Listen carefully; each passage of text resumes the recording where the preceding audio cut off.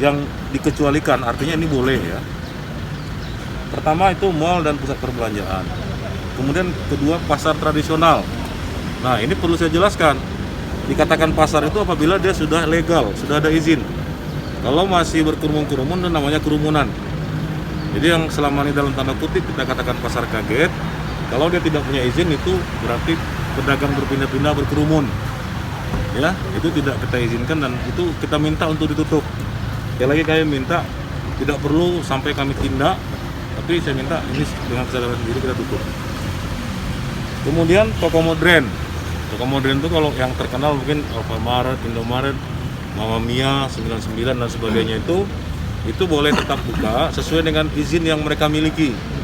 Karena izinnya nggak sama, ada yang izinnya sampai jam 9, ada yang izinnya 24 jam.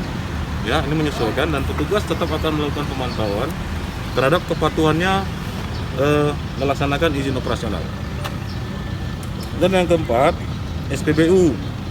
Ya, SPBU pun juga buka dan juga jam operasionalnya sudah kita diskusikan dengan Pertamina tidak sama sesuai dengan peruntukannya. Mungkin di tempat-tempat yang tidak terlalu ramai mungkin sampai jam 6 atau jam 8 malam. Di tempat yang mungkin dekat perbatasan itu mungkin akan lebih lama waktunya. Karena ini sangat berkaitan dengan operasional masyarakat kita. Dan selanjutnya agen atau distributor bahan kebutuhan pokok penting. Nah, bahan pokok penting, bahan pokok dan bahan penting. Bahan pokok itu tentu berkaitan dengan kebutuhan pangan, kebutuhan dasar manusia. Kemudian bahan penting itu termasuk bahan-bahan untuk kegiatan pembangunan konstruksi. Ya, berarti toko bangunan, toko besi sebagainya itu termasuk yang dikecualikan, mereka boleh buka. Kalau rumah makan jam berapa boleh buka, Bang? Ya, rumah makan itu menyesuaikan dengan izinnya, Pak. Yang penting dia tidak boleh menyiapkan meja. Ya, mau buka jam 5 pagi pun nggak apa-apa, tapi jangan tutup meja. Ya, ini selanjutnya ini dia. Rumah makan, restoran, kafe dan kedai kopi serta PKL kuliner. Ya, kan kita ada PKL kuliner. Itu boleh buka, tapi sekali lagi tidak dibenarkan menyiapkan tempat makan. Ya. Stop. Ini sampai ke sana, Mas. Kemudian toko bahan bangunan tadi sudah saya singgung. Kemudian bengkel, ya. Nah, bengkel ini perlu ditegaskan. Ada beberapa pabrikan terkenal ya, seperti mungkin Toyota, mohon maaf saya menyebut mereknya, Daihatsu, Mitsubishi dan sebagainya. Itu hanya kita berikan izin mereka untuk membuka bengkel servis mesinnya. Ya, kalau outlet pemasarannya tidak.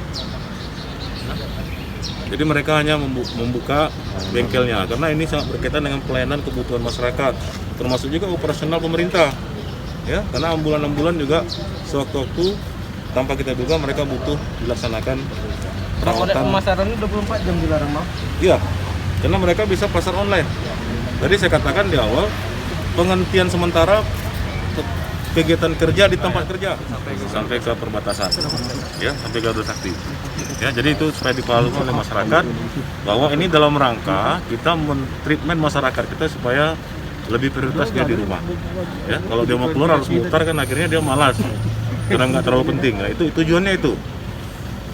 Ya. Bang, toko pakaian sendiri seperti apa, Bang?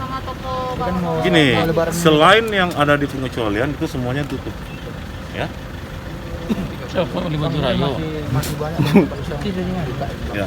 Itu tidak ada di Baju Rayo loh.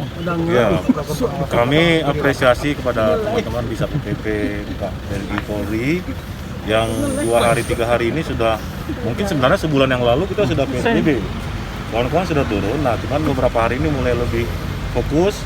Nah, ini tentu mungkin masih ada yang belum terjangkau ya. Saya kira melalui komunitas ini bisa disosialisasikan supaya masyarakat secara mandiri lah melakukan upaya isolasi mandiri itu. Ya. Sepertinya dalam persoalan ini kayaknya pasar kaget yang harus lebih ditekankan betul, Pak. Ya. Karena sampai sejauh ini apapun yang disampaikan kayaknya mereka juga masih terkesan acuh gitu. Ya, sekali lagi saya minta teman-teman media jangan lagi gunakan nomenklatur pasar kaget. Ya, itu pedagang berpindah-pindah ilegal. Masyarakat sebutannya gitu. Ya kan? Karena kalau namanya pasar itu dia resmi. Nah, jadi kalau ditanya kenapa harus tutup, karena dia tidak resmi. Ya, di sana ada pungutan liar. Ya. Tadi saya sudah sampaikan dengan Pak Kapolres tadi. Situ ada pungutan liar. Ya, di situ ada Ya tentu mungkin penyelenggara ya. Nah silahkanlah nanti. Jadi intinya mereka ilegal dan itu bertentangan dengan peraturan daerah kita. Ya, kita minta mereka tutup. Ya.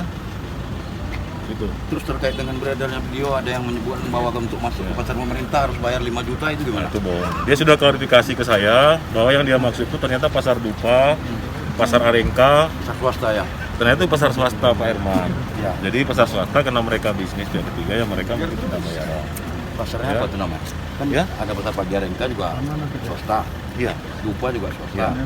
Itu Jadi resmi, kalau- mereka ada izin. Ya. Pasar milik pemerintah dijamin enggak ya? Enggak, bahkan kita meminta teman-teman pedagang berpindah-pindah ini untuk saat ini bergabunglah ke pasar-pasar resmi. Tapi kan ada syarat apa administrasi segala macam. Secara administrasi kan Juru data, bicara bukan tim uang. gugus tugas Mereka dari masuk apa gratis segala tiap bulan bayar retribusi. Ya,